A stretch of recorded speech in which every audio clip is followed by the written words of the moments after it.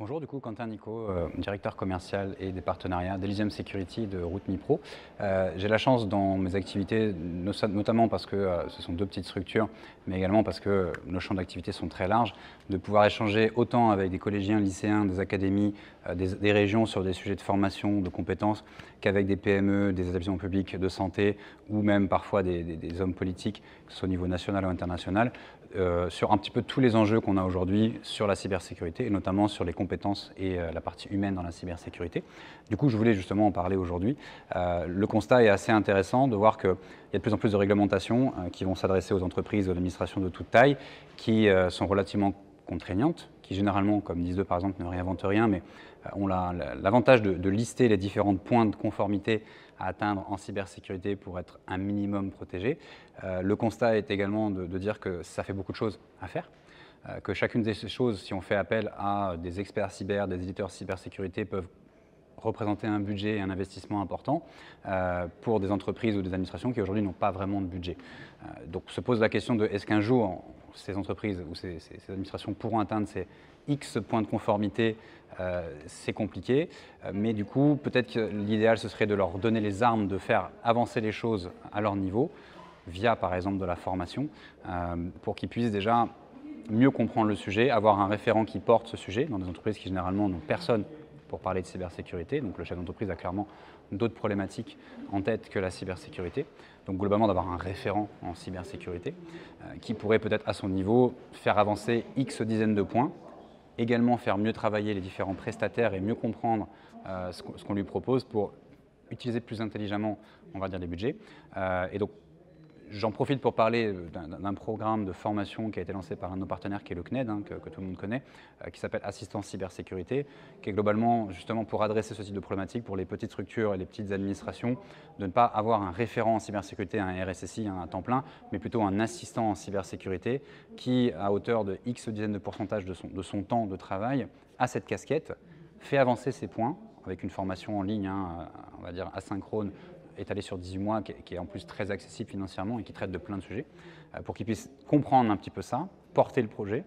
au niveau de la direction et mieux gérer les budgets et les prestataires quand il y a besoin de se faire accompagner. Donc ça, je pense que c'est quand même une initiative qui, sur le papier en tout cas, est très intéressante. Et si on extrapole aussi aux besoins aujourd'hui en RH et en formation en cybersécurité, on se heurte par exemple côté jeunes, collège, lycée, BTS, en informatique et en cybersécurité, avec une énorme problématique pour trouver des stages, des alternances et des missions dans ces métiers, parce que c'est des métiers où généralement on va demander un niveau d'expertise très élevé, il y a un problème de confiance, de confidentialité, donc on a du mal à occuper ces personnes-là, et ces personnes-là sont assez peu équipées aussi et orientées dans leur formation pour arriver, on va dire, en bonnes conditions pour pouvoir faire ce stage. Donc on va commencer, pourquoi pas, à réfléchir à des moyens de leur donner peut-être des outils,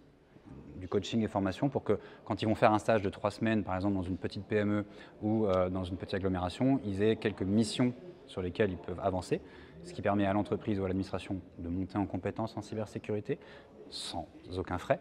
avec un niveau collégien, lycéen bien sûr, à cette personne de monter en compétence sur ces sujets, de faire quelque chose, de trouver un stage, peut-être de choisir une vocation pour après s'orienter vers une formation plus spécialisée en école supérieure. Donc ça fait partie des choses où globalement, la cybersécurité, ce n'est pas qu'une affaire d'experts. Il faut des experts, peut-être pour X% de ce qu'il y a à faire. Il faut aussi des généralistes, mais pourquoi pas aussi des assistants cyber, des référents cyber dans les entreprises et l'administration, et même des stagiaires cyber. Un autre problème qui va commencer à se poser pour ces élèves plutôt alternants ou juniors, c'est que ce sont les premiers impactés par l'avènement de l'IA, parce que généralement l'IA va remplacer les tâches répétitives et les tâches qu'on pourrait qualifier de juniors, ce qui fait que de moins en moins d'entreprises vont recruter des jeunes, parce qu'ils vont vouloir les remplacer par l'IA. Donc on va se retrouver dans quelques années avec un problème RH bien plus important. On va se plaindre qu'il n'y a pas assez de confirmés et d'experts sur les métiers techniques, mais on n'aura pas donné la chance aux juniors de se former en faisant notamment ces tâches répétitives, puisqu'ils auront été remplacés par l'IA dès le début. Et donc ça va vraiment devenir essentiel de leur permettre de tester, de faire des choses en entreprise, peut-être même dès le collège, comme je disais tout à l'heure, pour tester, se former, choisir une vocation et de manière générale quand même accompagner les entreprises d'administration sur ces sujets. Donc si on pouvait conclure, on pourrait dire qu'effectivement des nouvelles réglementations comme NIS2, outre le fait qu'elles vont impacter plus ou moins d'entreprises et d'administrations, sont quand même un bon moyen de faire un état des lieux de tous les points de conformité, enfin du chemin, on va dire, à parcourir pour se sécuriser. Maintenant,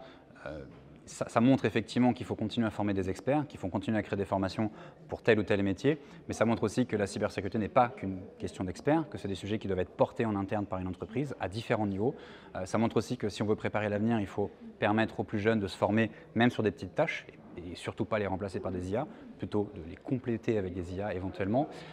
Et c'est que comme ça, on va dire formant et en responsabilisant tous les maillons de la chaîne, qu'on arrivera peut-être un jour à atteindre ces 140 points de conformité si on prend par exemple NIS2 dans sa version la plus complète.